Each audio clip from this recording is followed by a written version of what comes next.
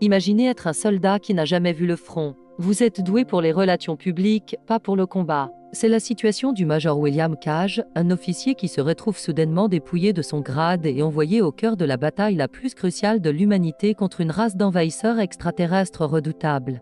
Terrifié et complètement dépassé, il se retrouve sur le champ de bataille, engoncé dans une armure mécanique qu'il sait à peine utiliser. La bataille est un chaos total, une symphonie de destruction et de cris. Sans surprise, Cage ne survit que quelques minutes avant d'être tué par une créature extraterrestre massive et étrange.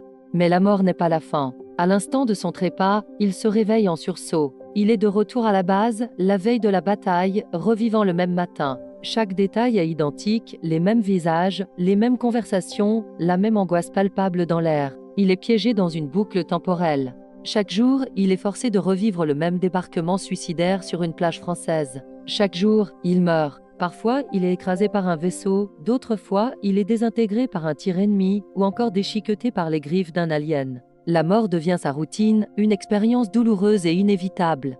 Au début, c'est la panique et la confusion. Il essaie d'avertir les autres, de leur expliquer ce qui se passe, mais personne ne le croit. Il est traité comme un fou, un déserteur. Il doit affronter seul cette réalité cauchemardesque, condamné à répéter sans cesse son propre échec et sa propre mort. Cependant, au fil des boucles, quelque chose commence à changer. La peur initiale se transforme en une sorte de résignation calculée. Chaque mort devient une leçon. Il commence à mémoriser les mouvements de l'ennemi, à anticiper chaque explosion, chaque attaque surprise. Il apprend à esquiver, à se battre, à survivre un peu plus longtemps à chaque nouvelle tentative.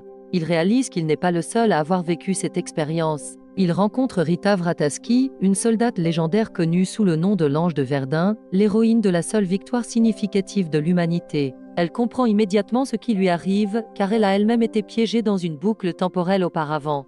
Elle lui explique que le pouvoir de réinitialiser le temps vient du sang d'un certain type d'extraterrestre, un alpha, qu'il a accidentellement absorbé au moment de sa première mort. Ce pouvoir est la clé pour vaincre l'ennemi. Rita devient son mentor, le poussant à utiliser la boucle pour s'améliorer. Leur entraînement est brutal et impitoyable. Rita le tue elle-même des dizaines de fois dès qu'il se blesse ou commet une erreur pour réinitialiser la journée et recommencer. « Réveille-toi, lâche !» lui crie-t-elle souvent. Il doit devenir plus rapide, plus fort, plus intelligent. La plage qui était son tombeau devient son terrain d'entraînement. Des centaines de jours, des centaines de morts. Cage passe du statut de bureaucrate terrifié à celui de super soldat. Chaque boucle est une simulation de combat ultra réaliste où la seule pénalité est une mort atroce, suivie d'un réveil brutal. Il apprend à manier son exosquelette avec une précision mortelle. Il connaît chaque recoin du champ de bataille comme sa poche. Il sait où chaque ennemi apparaîtra, quel chemin prendre pour éviter le danger, comment coordonner les attaques avec ses coéquipiers, même s'ils ne se souviennent jamais de lui d'un jour à l'autre. Pour eux, il est juste un nouveau, mais pour lui, ce sont des camarades qu'il a vus mourir d'innombrables fois. Ensemble, Cage et Rita élaborent un plan audacieux. Ils doivent utiliser les connaissances acquises par Cage pour atteindre et détruire le cerveau central de l'invasion extraterrestre, l'Oméga. C'est l'Oméga qui contrôle tous les autres aliens et qui détient le pouvoir de manipuler le temps. Leur quête est semée d'embûches. Ils doivent non seulement survivre à la bataille, mais aussi naviguer à travers des obstacles logistiques et des trahisons potentielles au sein de leur propre armée. Chaque tentative les rapproche un peu plus de leur objectif, mais le chemin est pavé d'échecs et de morts. Dans une des boucles, ils parviennent enfin à localiser l'Oméga, mais c'est un piège. Cage est grièvement blessé et perd connaissance. Il se réveille à l'hôpital, ayant reçu une transfusion sanguine. L'horrible vérité le frappe, la transfusion a purgé le sang alien de son système. Il a perdu sa capacité à réinitialiser le temps. Il n'a plus qu'une seule vie, une seule chance. La prochaine bataille sera la dernière, quoi qu'il arrive. La pression est immense. Toutes les connaissances, toutes les compétences acquises au prix de centaines de morts doivent maintenant être mises à l'épreuve dans une tentative finale et désespérée.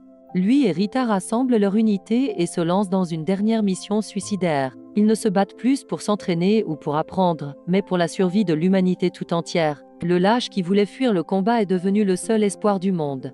Il doit maintenant mener ses camarades, qui n'ont aucune idée de ce qui les attend, à travers un enfer qu'il a déjà traversé des centaines de fois. Chaque décision est finale, chaque perte est permanente. C'est l'ultime test de sa transformation, le moment de vérité pour le guerrier qu'il est devenu à force de mourir. Leur plan les mène au cœur de Paris, au Louvre, où l'Oméga s'est caché. La bataille finale est d'une intensité apocalyptique. Ils se battent avec la fureur du désespoir, sacrifiant tout pour atteindre leur cible. Cage, utilisant chaque once de son expérience, guide son équipe à travers le chaos. Il sait que c'est une mission sans retour, mais il n'est plus l'homme qu'il était. Il a accepté son destin et est prêt à faire le sacrifice ultime pour donner un avenir à l'humanité. Il a revécu la même journée en boucle, non pas pour gagner une guerre, mais pour devenir l'homme capable de la terminer. Merci d'avoir regardé. Abonnez-vous à ma chaîne Résumé de Movie pour plus d'histoires comme celle-ci.